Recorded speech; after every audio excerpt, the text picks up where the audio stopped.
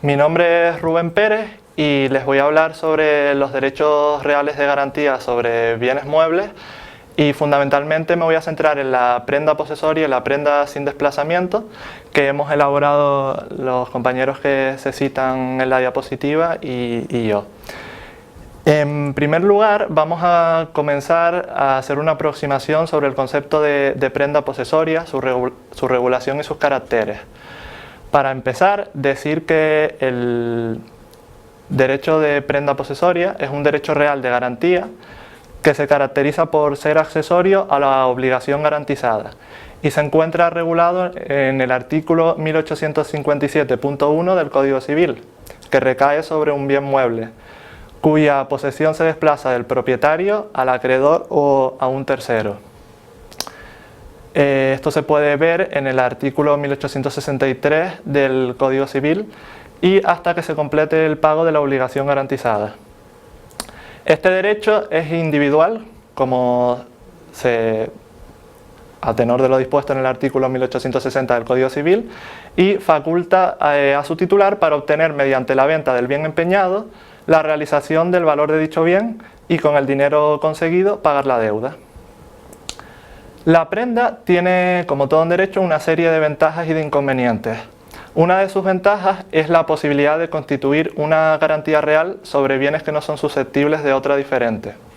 Los inconvenientes, por su parte, derivan principalmente de la exigencia de desplazamiento posesorio de la cosa dada en prenda, que unida a la prohibición de usarla, como se prevé en el artículo 1870 del Código Civil, impide en muchos casos obtener de la cosa los rendimientos derivados de su utilización. Su regulación se encuentra regulada de los artículos 1836 a 1873 del Código Civil. Bien, ahora vamos a hablar sobre la constitución del derecho real de prenda. La fuente por excelencia del derecho real es el contrato de prenda, cuya constitución requiere, además de los requisitos propios del contrato, que son consentimiento, objeto y causa, la entrega de la cosa objeto del derecho real en poder del acreedor o de un tercero. Como otras fuentes, podemos encontrar que puede ser adquirida por usucapión o incluso puede ser constituida eficazmente por quien no es propietario de la cosa dada en prenda, siempre en los términos previstos del artículo 464.1 del Código Civil.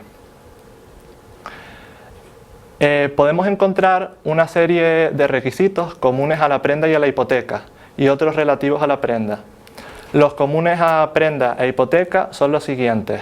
En primer lugar, la cosa dada en prenda cuando pertenezca a quien empeña, según lo previsto en el artículo 1857.2, y que ésta tenga la libre disposición sobre la cosa dada en prenda o esté legalmente autorizado a tal efecto. En cambio, los relativos a la prenda son que pueden ser objeto de prenda las cosas muebles que estén en el comercio, con tal que sean susceptibles de posesión. Es preciso que la cosa empeñada sea puesta en posesión del acreedor o de un tercero, elegido éste de común acuerdo entre el acreedor y el dueño de la cosa pignorada. No surtirá efecto la prenda contra terceros si no consta por instrumento público la certeza de la fecha, es decir, el derecho real no surge si no consta en documento público la constitución de la prenda. Finalmente, destacar que la promesa de constituir prenda solo produce acción personal entre los contratantes, que podrán solicitar que se constituya el derecho real de prenda, incluso con sustitución de la voluntad del promitente renuante por la declaración judicial. A este respecto se pronunció una sentencia del Tribunal Supremo en abril de 1996. Ahora en los términos del artículo 708 de la Ley de Enjuiciamiento Civil.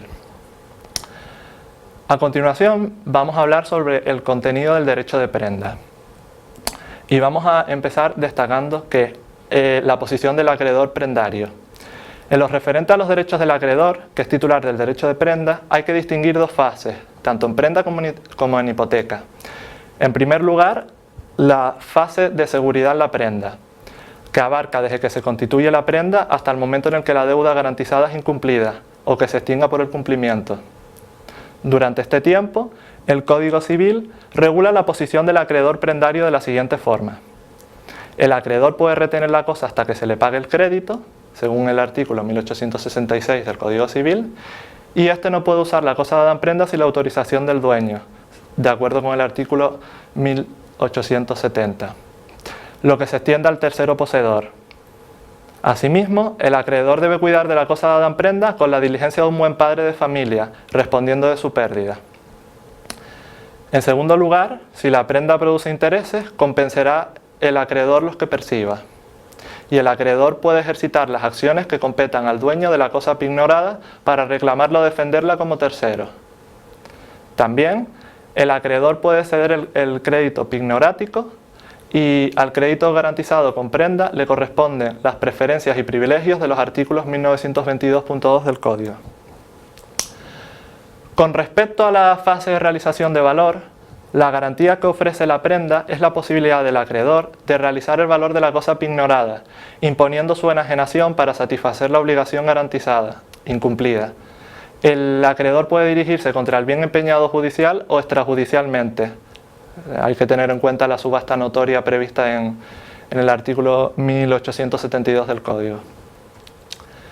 Con respecto a la posición del dueño de la cosa empeñada, se es dueño de la cosa empeñada hasta que se enajene la misma y se tiene derecho a pedir la restitución cuando la enajenación se haya cumplido. Puede pedir que la cosa dada en prenda se constituya en depósito en poder de tercero. A continuación vamos a hablar sobre la extinción del derecho de la prenda posesoria. La prenda se puede extinguir en primer lugar por la extinción de la obligación garantizada, según el artículo 1156 del Código Civil, o por la concurrencia de alguna causa de extinción de los derechos reales en general o del derecho de prenda en particular. La extinción del derecho real de prenda no extingue la obligación garantizada. En el supuesto de que se pierda la cosa empeñada, si estaba asegurada, la garantía recaerá sobre el crédito para hacer efectiva la indemnización del seguro o sobre la suma de la cantidad recibida en efectivo, en los términos previstos en la legislación correspondiente.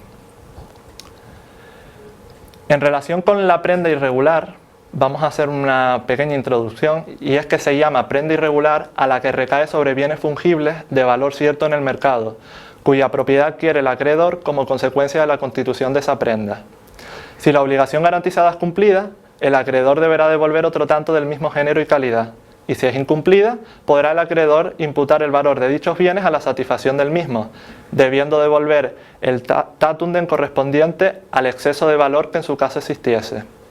El supuesto más típico y más importante es el de la prenda constituida sobre una suma de dinero.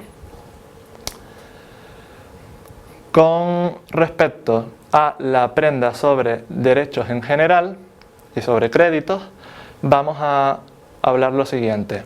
La prenda sobre derechos en general. En este tipo de figura jurídica, los derechos pueden ser objeto del derecho real de prenda, dependiendo como regla de si concurren en el derecho de cuya pignoración se trata los requisitos del artículo 1868 del Código Civil. ¿Cuáles son? Tener la consideración de cosas muebles y ser susceptibles de posesión. Partiendo de esta idea, se admite la pignorabilidad de los derechos reales limitados que recaigan sobre bienes muebles y comportan la posesión del bien, por ejemplo en el derecho de usufructo. También la de los derechos incorporados a un título valor. Con respecto a la prenda sobre créditos, la doctrina señala que pueden conseguirse efectos similares a los de la prenda sobre créditos mediante la cesión del crédito en garantía. De hecho, el Tribunal Supremo ha admitido la prenda de créditos afirmando expresamente que el crédito a la restitución de una cantidad de dinero puede ser objeto de un derecho real de prenda. Así lo manifiesta el Alto Tribunal en sentencias del 19 de abril de 1997, de septiembre de 2002, etc. El espaldarazo definitivo a esta figura lo ha dado el legislador al contemplar la prenda de créditos en la respectiva legislación. La prenda de créditos consiste en la transmisión del crédito al acreedor pignoraticio, notificando al deudor del crédito empeñado dicha transmisión, a efectos de su eficacia frente al propio deudor y haciéndola constar en documento público. Y esto ha sido todo, y para saber más pueden consultar el manual de referencia o el Código Civil actual o las leyes especiales en esta materia. Esto ha sido todo y gracias por su atención.